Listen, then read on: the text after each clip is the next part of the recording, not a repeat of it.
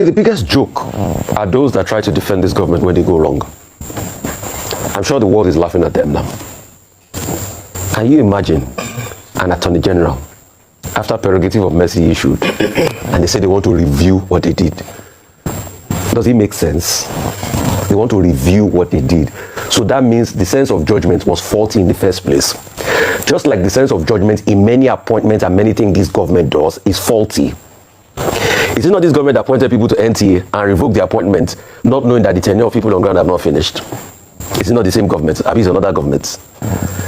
So, and instead of the Attorney General, my very dear Bon, to come out and say that, yes, we know we have messed up based on what people said. He said the process is not complete. They are using legal jargon.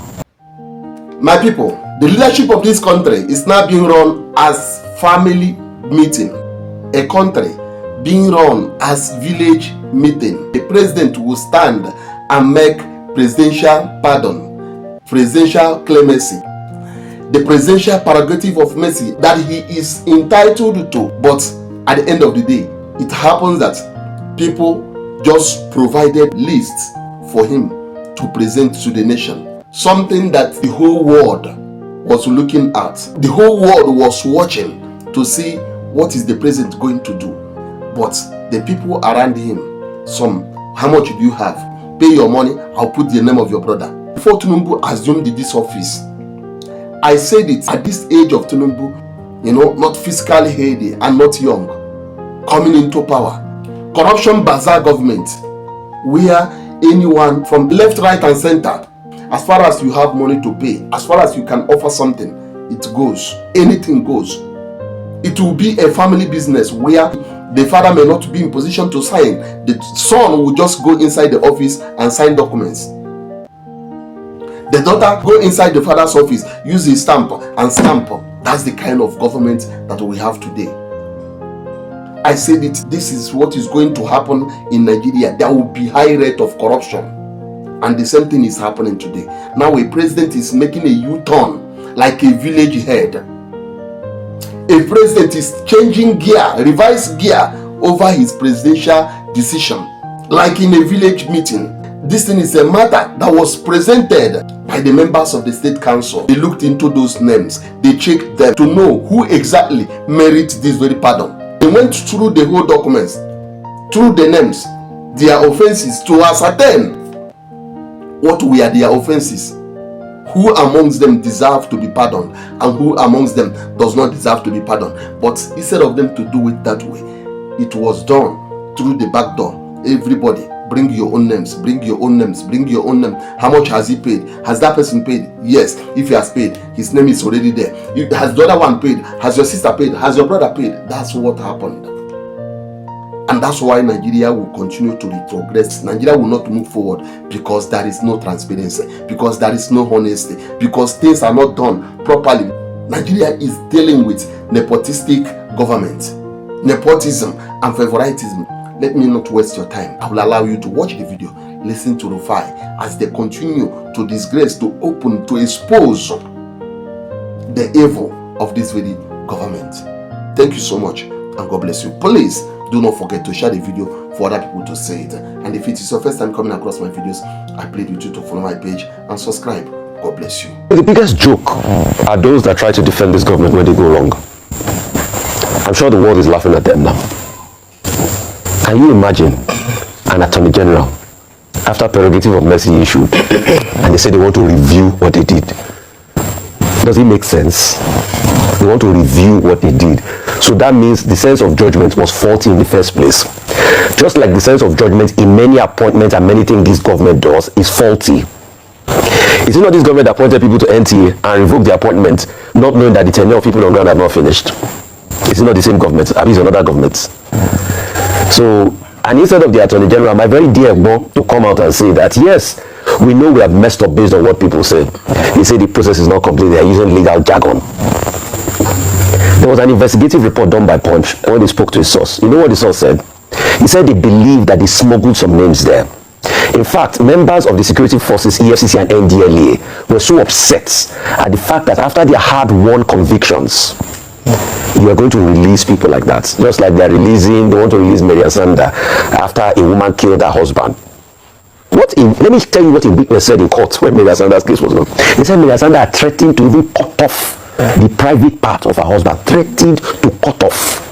So a woman that before she finally killed him, threatened to cut off his private parts. Then they put Farouk Lawan. Farouk Lawan, that the State Security Service was the one that baited him with the money he received for corruption. This was the same man that was started as Nigeria hero against subsidy. These were the people that they put in there. And I'm happy that the likes of them, Chief Body Judge, have come out to say that please don't put our generous Herbert Macaulay, a man of great standing, of a long historical background, the son of Babington Macaulay, in the den of these criminals. This was the same government. People in this government today abused Jonathan when he pardoned Alamesia. We condemned him too. But today, it has happened in them. So they scored an own goal. And like this musician will say, they have played their penalty into throwing. It's a small doctor. Small doctor, quite, yes. Enamored with small doctor. They played their penalty into throwing. And the shame,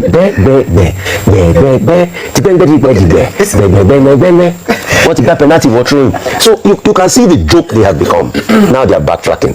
But you see, the bigger joke are those that supported them with very, very, very interesting articles. Let me use that word. Mr. George Amupita has also gone on a promising spree. See, after the elections, we will know that half of those promises were not sustainable. Because as long as there's human factor, forget it. You use drone. How many ballot box slashes as drone? You will use drone. In a country where NURTW will be the one to do the election logistics, and NURTW have political affiliations, you will use drone in that country. In a country where Vanguard has already done a report saying that they are going to duplicate from ECHA, he said he will release the reports of what constituted the technical glitch in the last election. If Mr. Joash Amopito can release that report, I'll be a happy man, so that we know what really happened in the back end. And now they say they are arresting the electoral bill so that they go and review it again. See, there are many jokes in town. May we not be part of those they will laugh at. But you see, when Nigeria happens to you, hey, you are part of the joke. So let the joke continue. I'm sure those that supported their clemency and supported them in everything, I'm sure the joke is already unfolding. Don't worry, they've called for a review now. Let's see how they will review. Okay, all right, let me start with the presidential prerogative, power of mercy. A number of people, in making an argument for that list that has now been said to be under review, had said that it is the president, as the name so implies, prerogative to grant these people pardon. I was listening to an argument earlier as well about the fact that they have to be guilty for them to get a pardon, and that for whatever reason is at the president's discretion to do this. However, following the uproar and has been described, the constructive feedback by citizens of Nigeria. And this is where I must give kudos for active citizenship. That's why we keep talking about Nigerians using their voices to speak up. Yes. Because people, they listen. And so a collective action in terms of voices, dissenting voices, does make an impact. And so please don't stop speaking out. A lot of times they're like, oh yeah, the media, you should investigate, you should speak out. The media can only do so much. It can be backed by the collective voices of the people that this affects, so it doesn't seem like one agenda is being pushed. And so one thing I must commend, if there's any commendation in all of this, is that the government has listened. The people spoke out, and in reaction to this, they've listened and they've come out to release a statement. I think, in terms of kudos to this administration, that's one thing they've done repeatedly. You might argue about how it makes it look like a flip-flop system, because it's like they go back and they come back. So maybe a learning from this would be proper consultation and due process being followed, so that we don't have situations that almost become embarrassing to the government, whereby they backtrack on certain decisions that they've made. So one thing would be proper consultation. So you then begin to ask a question: what criteria was used to judge as to who should receive a pardon? Like I said, I know it's the president that he can wake up one morning and think, okay, I like the name of Sanda, I want to pardon her. But when he involves a lot of lies and the extent or the gravity of the crime, then you want to wonder why. Usually a pardon is given based on good behavior, and in many of the names that were released, this was cited. In some of the names actually that were released, this was cited that, oh, she had good behavior, good conduct. I'll use Miriam Sanda as an example, and she has young children. So there was a reason given. But obviously, for the other names, over 150 names, it seemed like the satisfactory, it wasn't satisfactory enough for the Nigerian people. And so they've now backtracked and used, like you rightly said, Ruffai, a big word. The issuance of the instrument for the implementation of the decision concerning each beneficiary must be transmuted to the custodial service. Now, going back to the reason for going to the correctional service, number one is it's not just for punishment, it's also for the rehabilitation of the person involved and to act as a deterrence, to show that anyone who is thinking about doing such a thing to not think about it. And then you now wonder, at a case like Miriam Sanda, which of course was one of the cases on the names that brought up a lot of argument and criticism, that she was convicted and sentenced in 2020 by a high court judge in Abuja, that had she had enough time to to be rehabilitated, to understand the gravity of what she did, if you listen or you read the judgment, a true copy of the judgment, or the witnesses that came on board, it was horrifying. She had threatened a number of times, so it was premeditated and was proven beyond a shadow of doubt, hence the sentence of death by hanging. What people had said was that perhaps transmute the sentence to a life sentence and then reduce the number of years, but at least let there be a clear case of deterrence. But I have to mention Professor Mupiton before I go this morning. I watched the conduct, and Vimba, you said it rightly, a number of people criticize the role of the President of the Senate acting as chair for that particular screening. But beyond that, I want to note a few things that perhaps in the future we can learn. Where were the female senators? There was a lot of call for that. So it is that one or two things that's happening in the Senate. I was going to say that. Yeah. One or two things that are happening in the Senate. Either they were not recognized when they raised their hand. We have only 5 female senators in the Senate. And so what we're asking for is more of their voices being heard. If we're looking at inclusion and ensuring that all voices are represented, then we need to see that, the voices of females represented, despite the fact that they represent the minority in the Senate. I think that's one point I need to mention. Beyond that, I think we miss an opportunity to talk about inclusion. Persons with disability, people living in IDP camps, refugees within Nigeria. He didn't have the opportunity. Someone asked the question, but he didn't answer sufficiently. A number of things, but I believe that during the newspaper review, I'll have the opportunity to read observations with regards to that particular Senate. But congratulations to his experience. What will be tested and whether or not he would sacrifice his years of experience and integrity he's been able to garner so far on the altar of